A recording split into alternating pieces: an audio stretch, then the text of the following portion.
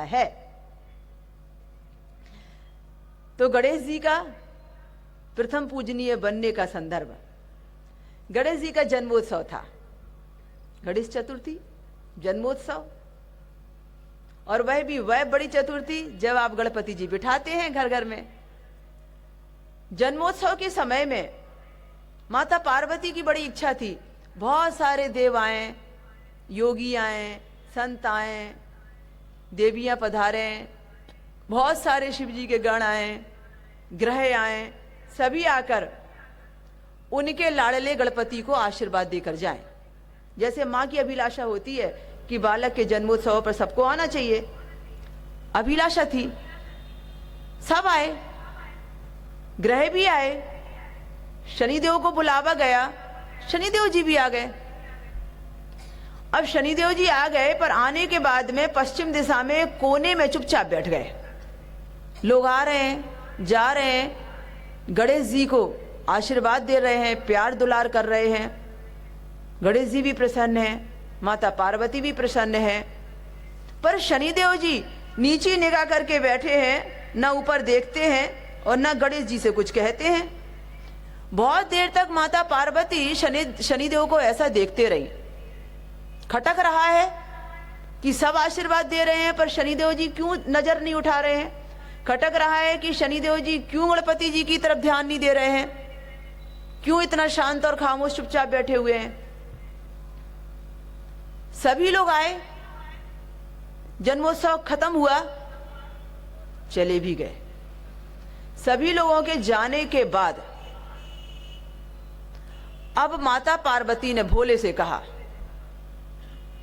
देखो प्रभु, शनिदेव जी सबसे ज्यादा आपके लाडले हैं, आप उन्हें सबसे ज्यादा मानते हैं, वो आपको सबसे ज्यादा महत्व देते हैं। न जाने कितना तप उन्होंने आपका किया है और आपने उनको बुलाया भी है, पर मुझे समझ में नहीं आता कि सबने मेरे गणपति को आशीर्वाद दिया पर आपके शनिदेव ने आशीर्वाद मेरे गणेश को क्यों नहीं दिया।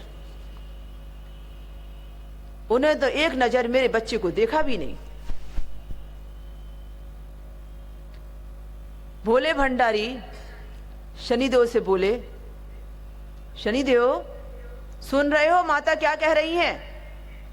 शनिदेव जी ने नजर नहीं उठाई, बोले हाँ प्रभु सुन रहा हूं। तो फिर बोले, भोले आप जानते हैं ना, गुरुवर आप जानते हैं ना कि मैं ऐसा नहीं कह सकता और ऐसा नहीं कर सकता। माता बोली, मैं कुछ नहीं जानती, गणपति जी को सबने आशीर्वाद दिया है, मेरे गणेश को सबने दुआएं दी हैं, शनिदेव जी यदि इधर आए हैं तो शनिदेव को भी आशीर्वाद देना चाहिए। शनिदेव बोले, ठीक है मातेश्वरी, प्रभु मैं अभी जा रहा हूं, कल सुबह सूर्योदय के पहले ब्रह्म मुहूर्त में मैं पुनः आऊंगा और गणेश जी के लिए साथ में आशीर्वाद लेकर आऊंगा। कुछ भी उन्होंने नजर उठाकर नहीं देखा और कहा मेरा इंतजार करना, मैं सुबह पक्का पहुंचूंगा। चल दिए, चले गए शनि महाराज। माता तो कुछ नहीं समझी, पर भोले को सब समझ में आ गया। समझने लगे, मैंने शनि को बोल तो दिया है कि गणेश को आशीर्वाद तुमको देना पड़ेगा, और शनि ने कह भी दिया है कि मैं सुबह आ रहा हूं, मेरा इंतजार करना, पर मैंने ही तो शनि को दृष्टि के तेज की, दृष्टि के दोष की बात कही है, और मैंने ही तो ये वरदान दिया है शनि को कि जिस पर तुम्हारी दृष्टि लगेगी उसका अहित होगा। मैंने ही तो उनकी दृष्टि में इतना तेज भर दिया है। अब यदि वो आएंगे और कुछ उल्टा पुल्टा हो गया तो फिर पार्वती मुझे दोष देगी। अभी करना क्या? परेशान है भोले। शनि ने कहा है तो आएंगे पक्का, और ब्रह्म मुहूर्त का है तो ब्रह्म मुहूर्त में ही आएंगे, पल भर भी आगे पीछे करने वाले नहीं वो।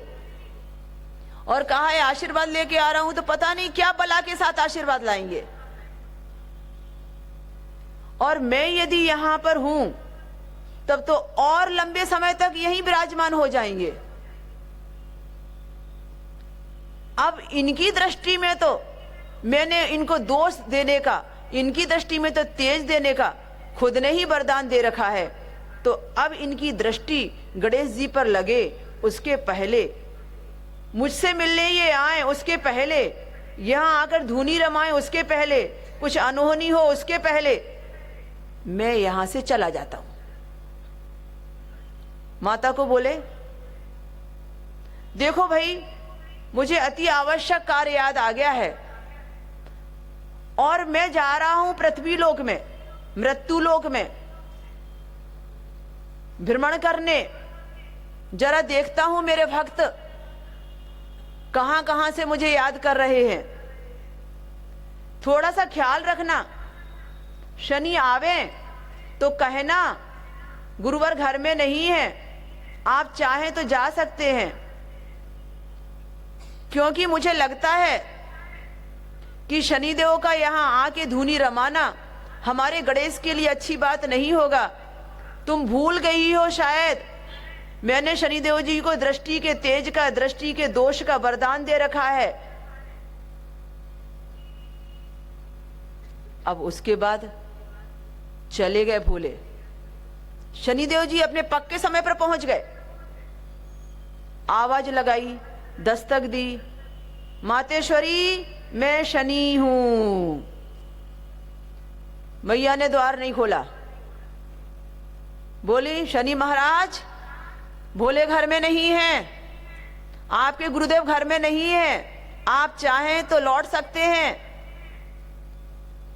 शनि महाराज ने कहा पर मातेश्वरी मैं तो भोले को बोल कर गया था, गुरुवर ने मुझसे कहा था कि गणेश का आशीर्वाद लेकर आना, और मैं तो अपने वचन का पक्का ठहरा।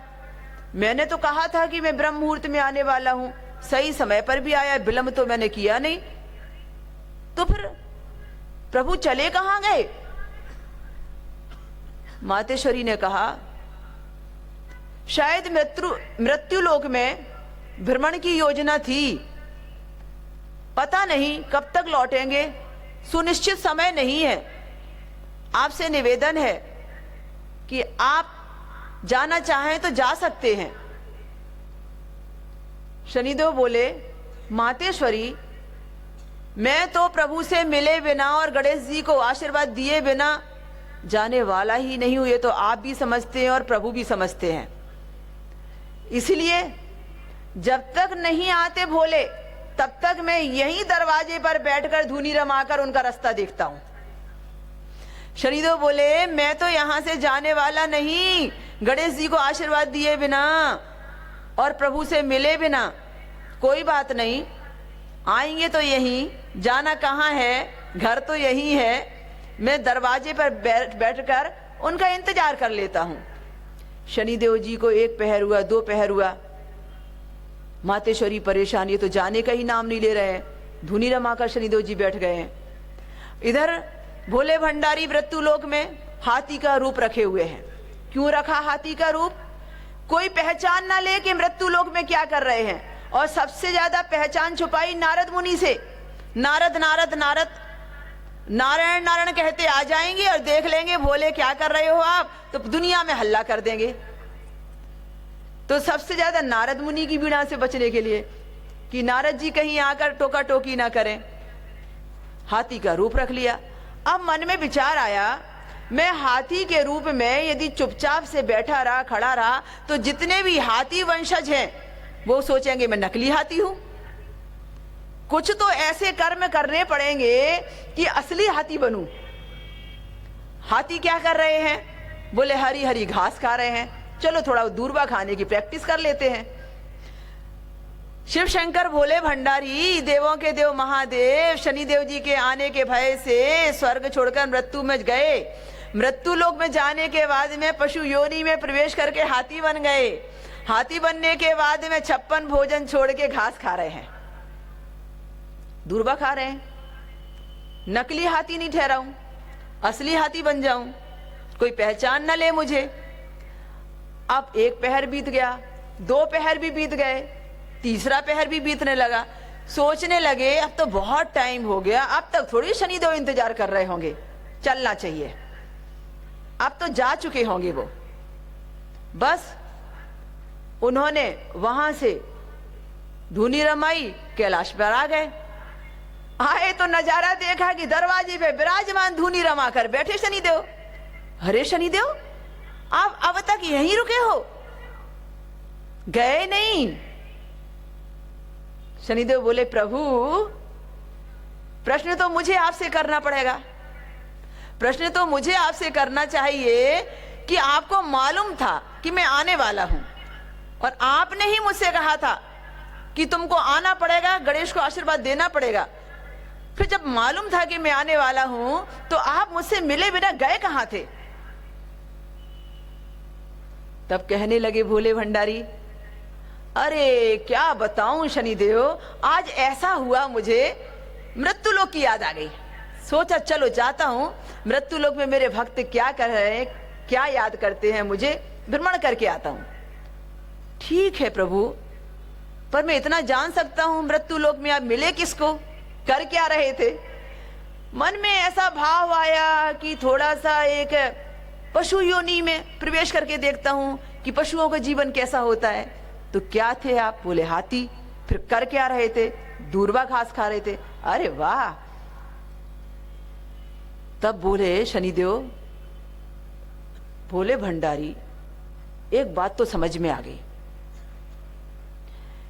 कि मेरे आगमन के मात्र नाम से, मैं तो आपके यहां आया भी नहीं था, उसके पहले ही आप चले गए।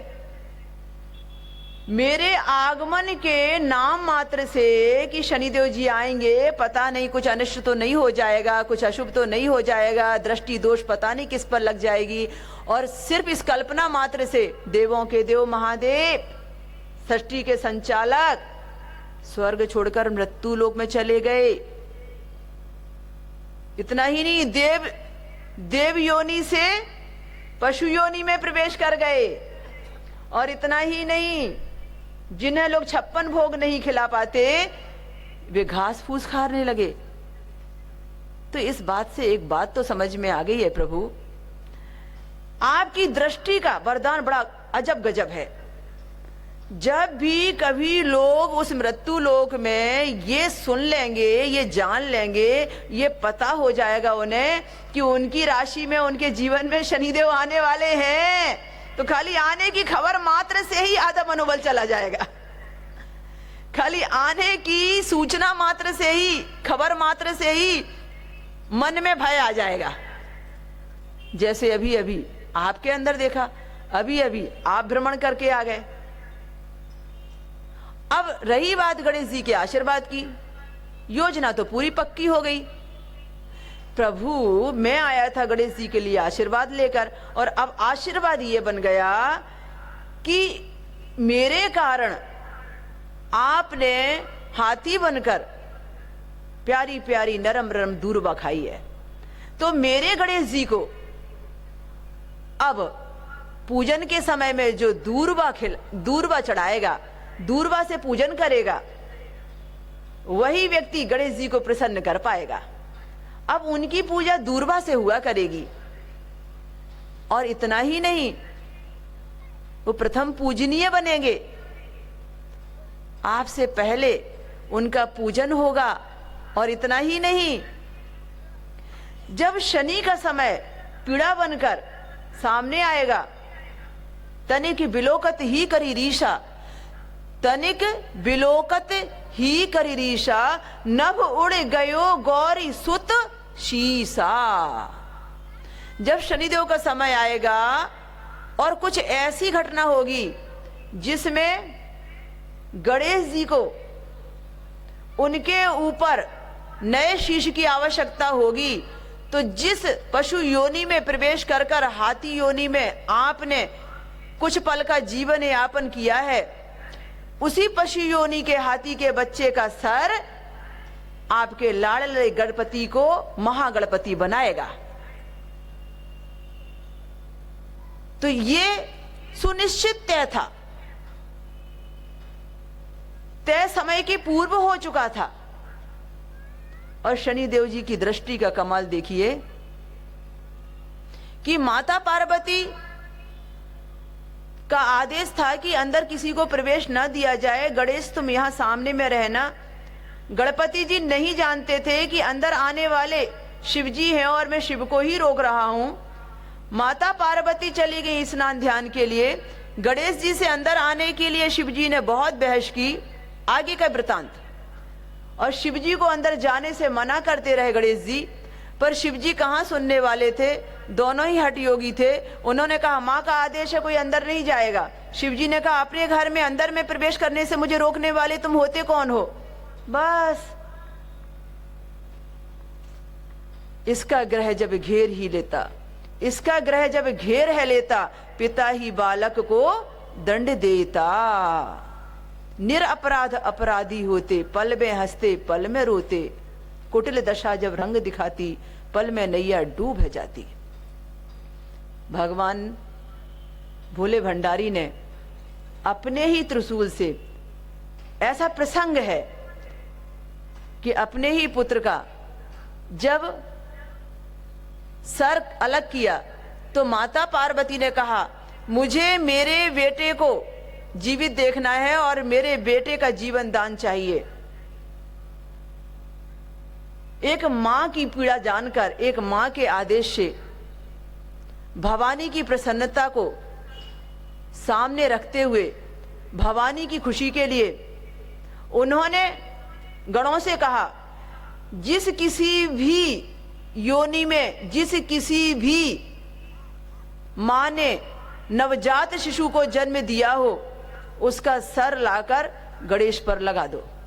उसी समय एक हथिनी ने प्रसव किया और हथिनी ने अपने बच्चे को जन्म दिया। हथिनी के बच्चे के, हाथी के उस बच्चे के सर को लाकर लगा दिया गणेश जी को। ऐसा प्रसंग में बताया गया है। तो तनिक बिलोकत ही कर रीशा, नभ उड़ गयो गौरी सुत सीसा।